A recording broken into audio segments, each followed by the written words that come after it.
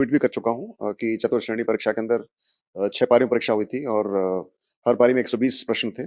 तो उसमें ना के बराबर डिलीट हुए हैं, यानी कि लग-मिला के 10 क्वेश्चन 6 पारियों को मिला के डिलीट और 1 आध क्वेश्चन का 2 क्वेश्चन का बदलाव हुआ है। तो बहुत ज़्यादा तब्दीली नहीं है, हर पेपर में 1-2 या 2-3 सवाल का डिलीट या बदलाव होने का है। और यस, इसका रिज़ल्ट हमारा 15 जनवरी को निकालने का प्रयास है और मुझे उम्मीद है कि हम निकाल पाएँगे। बस सिर्फ़ एक ही इश्यू था कि चूँकि उस समय पर रीट परीक्षा के लोग एडमिट कार्ड डाउनलोड कर रहे होंगे, तो हम चाहते नहीं कि उसमें वो डिस्टर्ब हों।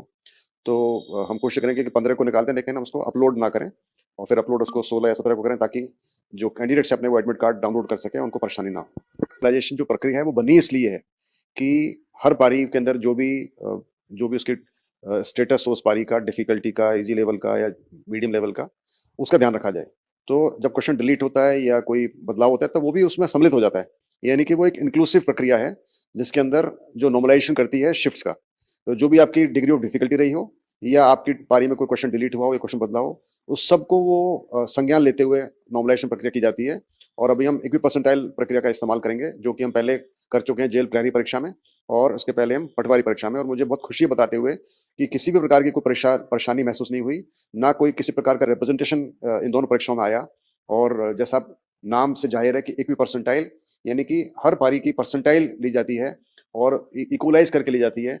और इसका जो एक बहुत ही मोटे शब्दों में बोला जाए, तो इसका मतलब ये होता है कि जिस पारी में जितने कैंडिडेट उपस्थित थे, उसी के अनुसार उस पारी से सिलेक्शन होता है।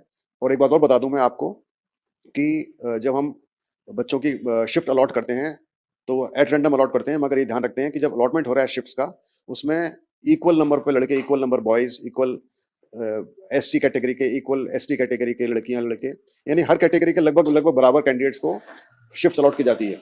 और उसी प्रकार से जब सिलेक्शन होगा, उसका भी सिलेक्शन भी इक्विपर्सनल का यही फ़ॉर्मूला है कि उसमें भी लगभग-लगभग बराबर बच्चे परसेंटेज के हिसाब से सेलेक्ट होते हैं हर पारी से।